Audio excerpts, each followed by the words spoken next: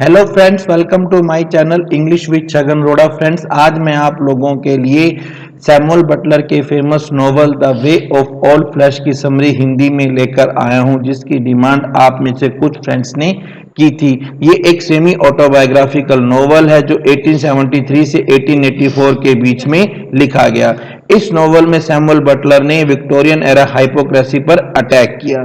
इसमें पोंटिफेक्स फैमिली की 4 जनरेशंस के बारे में बताया गया है, पर सैमुअल बटलर ने इस नोवेल को अपने जीते जी पब्लिश नहीं करवाया था। ये नोवेल उनके मरने के बाद 1903 में पोस्टुमसली पब्लिश हुआ। तो चलिए हम स्टार्ट करते हैं। इस नोवेल के जो नरेटर हैं उनका नाम है मिस्टर एडवर्ड ओवरटन।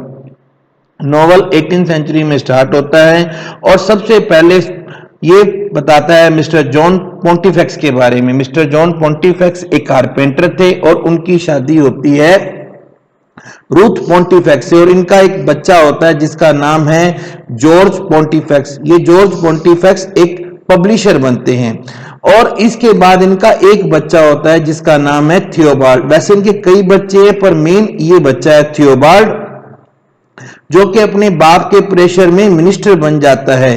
और एक इनकी बेटी है जिसका नाम है आंट एलिथिया। ये भी एक बहुत इंपॉर्टेंट कैरेक्टर है। थियोबाल्ड अपने फादर के प्रेशर में मिनिस्टर बन जाता है और उसके बाद एक पादरी की ही बेटी जिसका नाम है क्रिस्टीना उससे शादी करता है।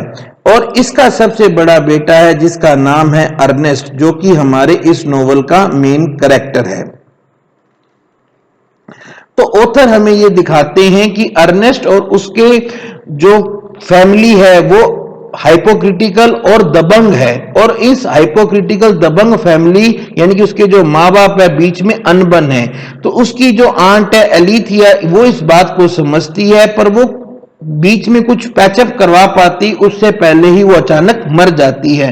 पर मरने से पहले वो चुपचाप कुछ पैसा अर्नेस्ट के नाम पर कर जाती है जिसे मिस्टर एडवर्ड ओवरटन रखेंगे और 28 की एज में अर्नेस्ट को दे देंगे।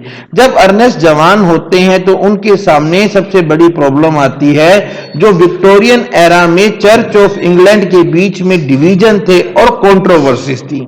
यूनिवर्सिटी में वो जल्दी ही दूसरों से इन्फ्लुएंस्ड हो जाते हैं और इवेंजिकल क्रिश्चियन के रूप में शुरुआत करते हैं और जल्दी ही एक क्लर्गी मैन पादरी बन जाते हैं। फिर वो हाई चर्च के लालच में फंस जाते हैं और एक साथी पादरी उनके सारे पैसे हड़प लेता है।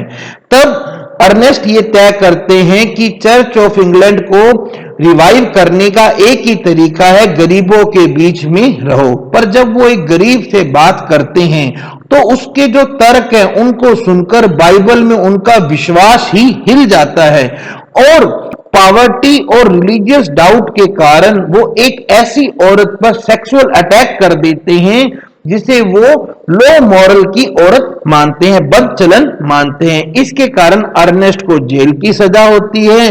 जेल में जब वो जाते हैं तो माँ बाप उन्हें छोड़ देते हैं। वहां जेल में उनकी हेल्थ भी खराब हो जाती है। ठीक होने पर वो एक टेलर का प्रोफेशन सीखते हैं और जेल से बाहर आकर वो टेलर प्रोफेशन को अपनाने की सोचते हैं। अब उनका क्रिश्चियनिटी से विश्वास उठ चुका है।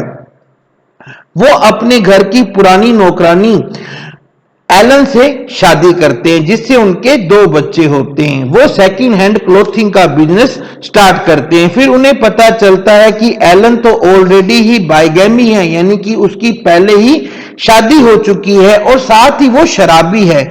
तब यहां पर वापस मिस्टर ओवरटन आते हैं। वो एलन को स्टाइफंड देते हैं और वो खुशी खुशी यूएस चली जाती है। वो अर्नेस्ट को एक जॉब देते हैं और दोनों मिस्टर ओवरटन और अर्नेस्ट यूरोप की यात्रा पर निकल पड़ते हैं। जब अर्नेस्ट 28 साल के होते हैं तो आंट एलिथिया की वसीयत के मुताबिक उन्हें पैसा मिलता है। वो वापस अपने घर लौटते हैं तो उनकी मां मर चुकी है और थियोबाल्ड की पोजीशन भी अब डाउन है। फिर भी वो कभी ना कभी उस पर टोंट मारता रहता है। अब अर्नेस्ट एक कंट्रोवर्शियल लिटरेचर राइटर के रूप में जाने जाते हैं और यहीं पर हमारा ये नोवेल एंड होता है। फ्रेंड्स, अगर आपको मेरा ये प्रयास अच्छा लगा हो, अगर आपको ये नोवेल किसी तरीके से कोई हेल्प करता हो तो प्लीज चैनल को सब्सक्राइब करना, वीडियो को लाइक और शेयर करना ना भूलें। Thank you very much, have a good day.